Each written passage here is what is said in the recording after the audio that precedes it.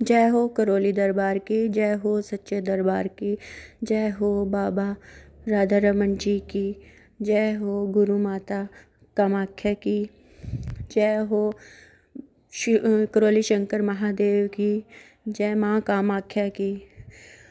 सभी भक्तजनों को मेरी तरफ से सादर प्रणाम। आज मैं यहाँ पर अपने कुछ दरबार से संबंधित अनुभव शेयर करना चाहती हूँ।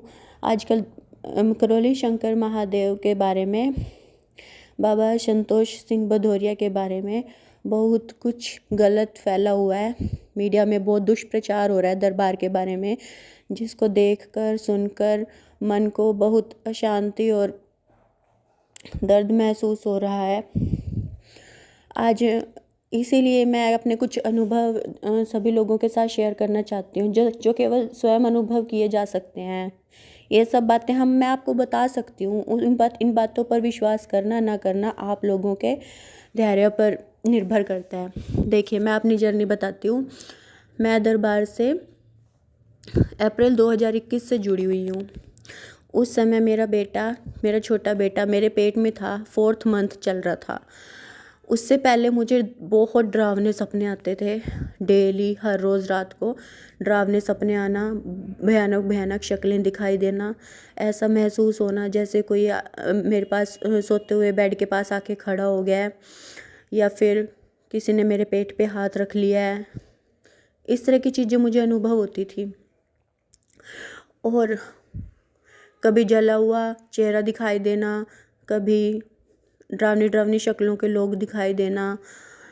मतलब हर रोज़ मुझे डरावने डरावने सपने ही आते थे। और कई बार तो मैं आधी रात को चिल्ला कर उठ बैठती थी और मेरे पति मुझे शांत करते थे कि क्या हुआ क्या हुआ। और फिर एक बार मेरी माता जी, मेरे मम्मी, जो दरबार से 6 महीने पहले से जुड़े हुए थे, उन्होंने मुझे दरबार के बारे में बोला। पहले भी वो मुझे दरबार के बारे में बोलते थे कि बेटा वीडियो देखा कर, उसमें बहुत ताकत है, दरबार की वीडियो देखने से काफ़ी प्रॉब्लम ठीक हो जाती हैं, तो देखा कर। लेकिन मैं सोचती थी मेरे मदर ऐसे ही बोल रहे हैं, कोई ताकत नहीं है दरबार में, ऐसे ही बोल रहे हैं। हाँ, जैसे आप में से कुछ लोग सोचते होंगे कि कोई ताकत नहीं है दरबार में, मैं भी ऐसा ही सोचती थी।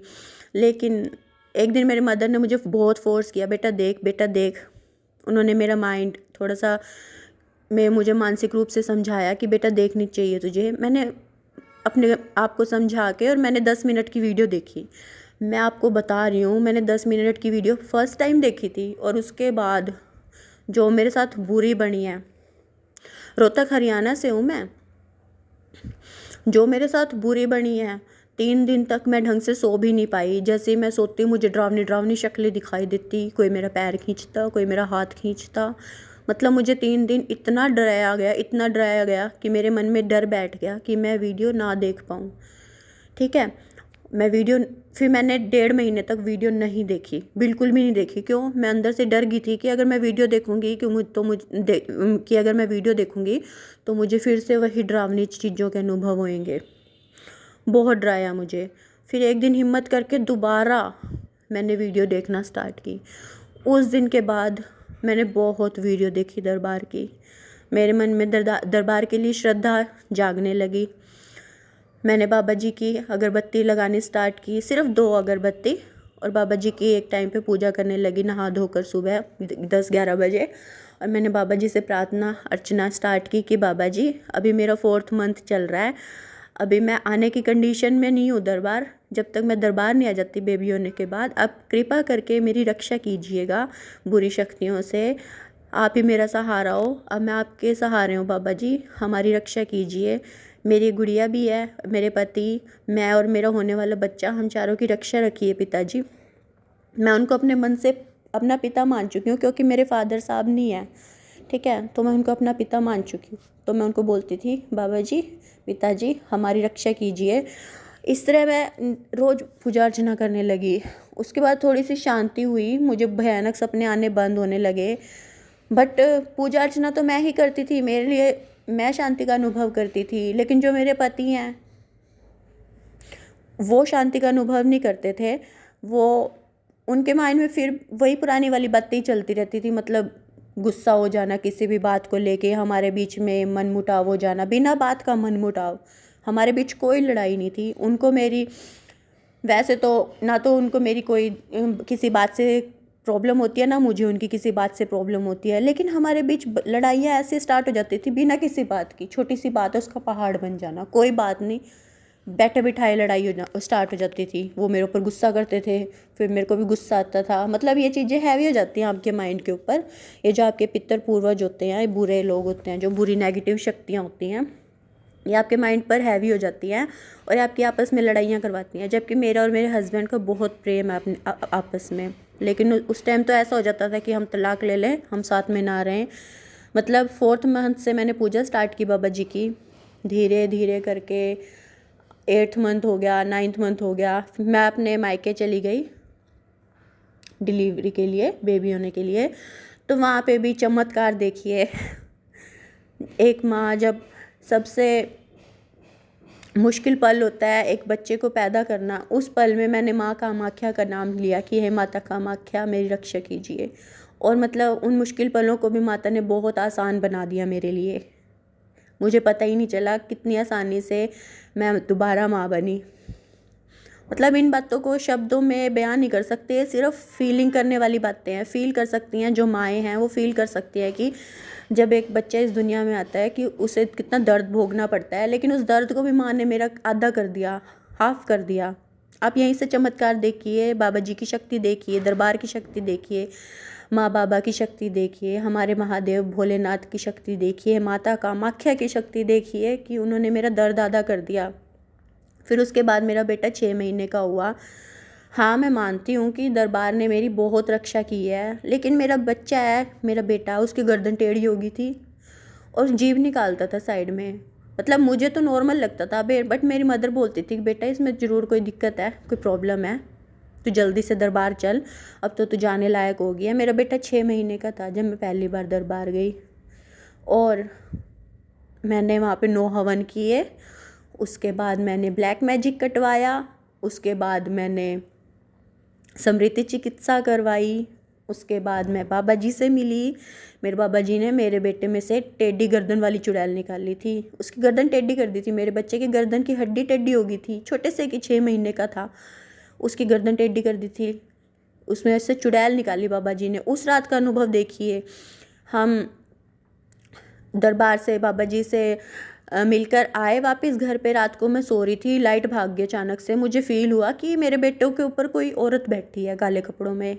अंधेरा हो गया था और मुझे फील हुआ कि मेरे बेटे के ऊपर कोई औरत बैठी है। मैंने डर के मारे चीखें मारी और बाबा जय करौली सरकार का नाम लिया कई बार, तो वो गायब होगी औरत। उसके बाद नहीं वो मुझे दिखाई दी। जो टेढ़ी गर्दन वाली निकाली थी वही आई होगी, उसने दोबारा कोशिश की होगी मेरे बच्चे पे अटैक करने की, लेकिन दरबार की शक्ति थी अब तो हमारे पास, दरबार की प्रोटेक्शन थी। फिर उसके बाद वो दिन है और आज मेरा बेटा 1.5 साल का हो गया, पूरा एक्टिव है, फुल एक्टिव है, बिल्कुल नॉर्मल बच्चा है, शार्प माइंड बच्चा है। उसकी गर्दन भी टेढ़ी सीधी हो गई है, ठीक है। और मतलब मेरे और मेरे हस्बैंड के बीच में झगड़े, जो एक दूसरे को देख के भी खुश नहीं थे, बात तक नहीं करते थे मेरे हस्बैंड मुझसे कई कई दिन। आज हम एक दूसरे के बिना नहीं रह पाते। हम चारों, मैं, मेरी बेटी, मेरा बेटा और मेरे पति, हम चारों डीएनए में हैं और हम चारों हम आपस में बहुत खुश हैं। हम अपनी बहुत अच्छी लाइफ जी रहे हैं। हमारी शादी को 5 साल हुए हैं और इन 5 सालों में दरबार की वजह से हम अब अपना घर भी लेने जा रहे हैं। प्रोसीजर हो चुके हैं स्टार्ट और अब हम खुद का स्वयं का घर खरीद रहे हैं। इससे बड़ी ताकत और क्या होगी? इस एज में कोई नहीं खरीद पाता है घर और हम खरीद रहे हैं। इससे बड़ा प्रमाण और क्या होगा दरबार की ताकत का। और जो लोग दरबार को गालियाँ दे रहे हैं, बक रहे हैं, वो आके पहले दरबार में स्वयं अनुभव करो श्रद्धा के साथ। ये नहीं है कि उस डॉक्टर की तरह आप गए और आपने कहा कि हमें चमत्कार दिखाइए, ऐसे चमत्कार नहीं होता है। श्रद्धा होनी चाहिए मन में। ये तो ये दूसरी बातें हैं। और अब बात करती हूँ मैं बीमारियों की। बीमारियाँ मेरी बहुत सारी ख़त्म हुई है। थायराइड, पाइल्स, स्किन की प्रॉब्लम जो बचपन से मुझे थी, इस तरह की छोटी छोटी तो बीमारी, अनेकों बीमारियाँ ख़त्म हुई हैं। मैं क्या बताऊँ, मैं ऐसी हो गई थी डिप्रेशन में, स्माइल तो मेरे फेस से बिल्कुल ख़त्म हो गई थी पहले, लेकिन दरबार की प्रक्रिया करने के बाद अब स्माइल है कि मेरे होठों से हट जाती ही नहीं है। हर टाइम चाहे कैसे भी सिचुएशन हो, कोई भी किसी भी टाइप की, हर टाइम मेरे फेस पे स्माइल रहती है, आनंदित रहता है मन। और बताइए और हमें क्या चाहिए। बीमारी में भी मन आनंदित रहता है। हम थोड़ा हल्का हल्का कभी बीमार हो भी जाते हैं तो तब भी मन आनंदित रहता है, प्रफुल्लित रहता है, हर बात में खुशी होती है। हम चारों बहुत अच्छी हैप्पी मैरिड लाइफ जी रहे हैं।